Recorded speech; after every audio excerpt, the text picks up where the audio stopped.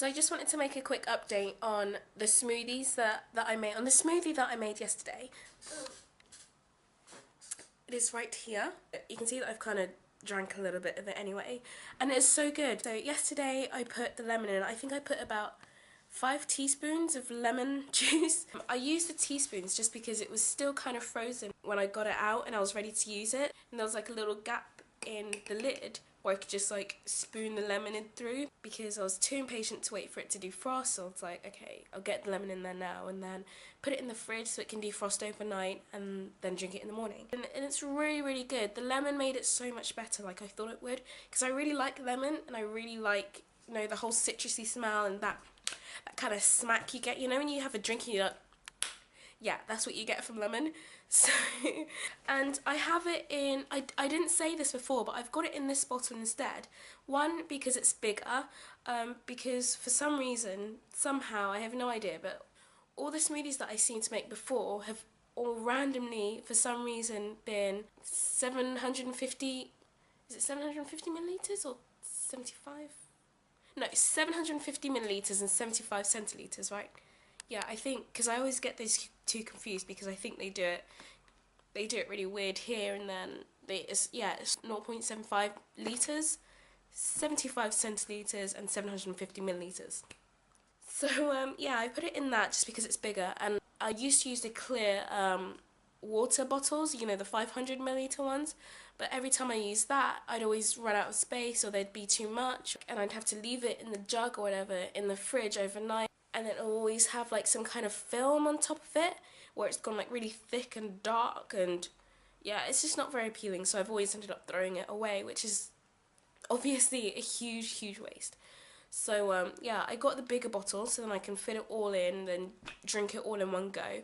I also got a blue one just because I get so many of the kids coming into class where they see me drinking it and they're like, what is that? And obviously they don't say it like that, they have their own Spanish accents, but that's their reaction to it. They're kind of like, you're drinking a green alien juice. So yeah, at least with the blue bottle I can kind of hide it.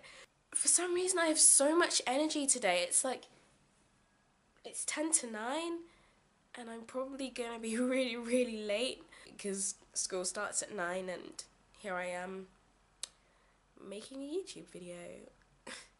But yeah, so that is just, I just wanted to talk about that a little bit before I go to work, and it's gone by the time I get back and there's nothing really to talk about. Well, good morning, and I hope you all have a great day today. I don't know if I'll be posting this in the morning or not, but if I am posting it in the morning, have a great day at work, school, college, uni, whatever you're doing, and I'll come back to you when I finish. Bye! Hey guys! So I've just got in from a very long day at work. It started off really well. Luckily I didn't have my year 4s, so I didn't have to do any more sexual education stuff. But I did have year 2s, no. Today I had year 3, 2s and 1s. The first set I had 2 classes of year 3s, which was a nightmare. The first class, I don't know whether it's because it's 9 o'clock in the morning or whether they were drinking the same thing I did that gave them major, ridiculous amounts of energy. They were literally just all over the place. They wouldn't stop talking. I tried the bingo game that I was talking about yesterday, and the concept of it was cool. Like, the kids were like, oh yay, bingo, like, you know, they were really looking forward to it. But then when we actually had to put it into practice, it took them 20 minutes to pick out 8 words. I'd written down 20 words and they had to pick out 8 for the bingo game, and it took them 20 minutes. A little bit annoyed. The teacher, like the main teacher, I think she had like a sore throat or something, so she couldn't raise her voice like she normally has to for that class because they're ridiculously noisy anyway.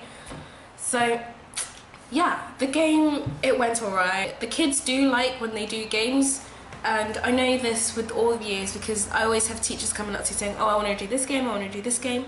So that's really good advice. If there are any language assistants out there and you're looking for something to do, definitely games.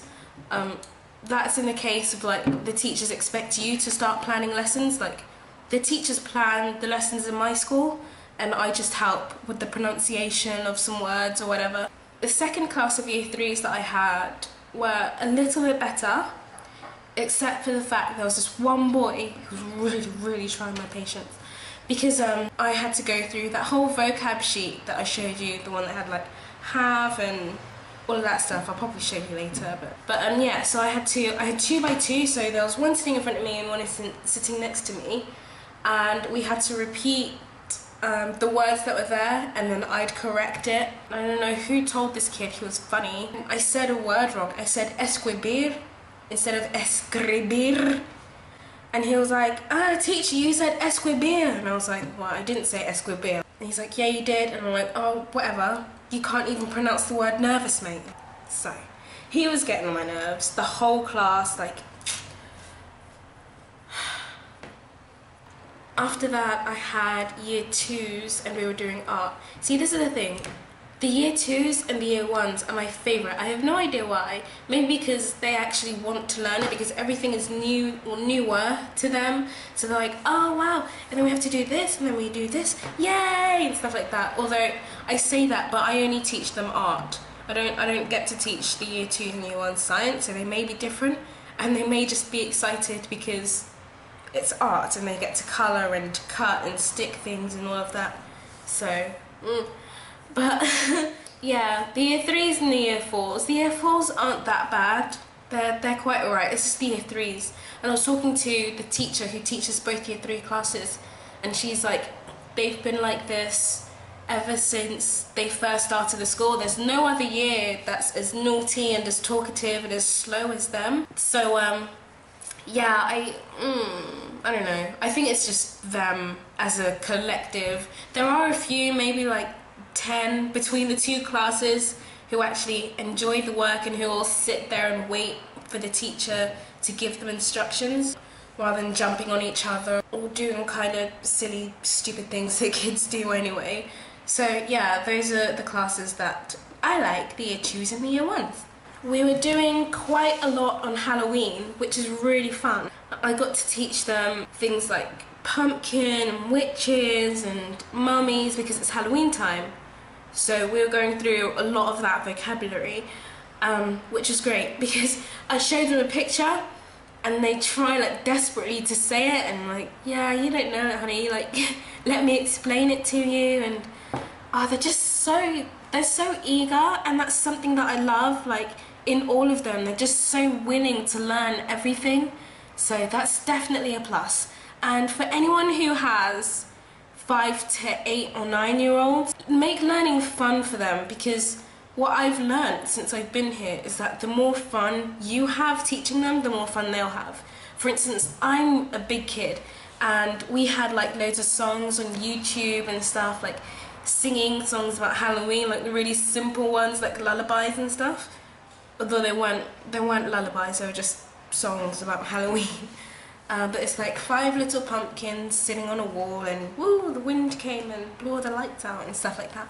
So yeah, so I was there like in the back of the class, like clapping my hands like that, and they were all like waving their hands like the orchestra thing, and like dancing. There was this one little boy, he literally got up and was like moving and like a mummy and stuff like that, and I was like, well, you get it, boy, I'm pretty good. But yeah, so it was a really good day today. It didn't start well, but it definitely ended well. So I mean, it's just what you can ask for. Every day is going to be a challenge, as long as it ends well and you don't leave school one day saying, oh, like I hate this job, I don't want to do it, because I love my job and I can't say enough how much I love working with these kids. So who knows, it might be too early to say, but I think I may do this. Like, I think I may look into doing this after I graduate, maybe, just because it's so much fun, and you definitely need to have a good time when you're working, no matter what your job is. Otherwise it's kind of pointless. You know, it's pointless having a job where you're miserable and you're only in it for the money, because how many teachers can say that they're only in it for the money? So yeah, I'm definitely enjoying it a lot more than I thought I would, which I'm really happy about, because I have to do this until June.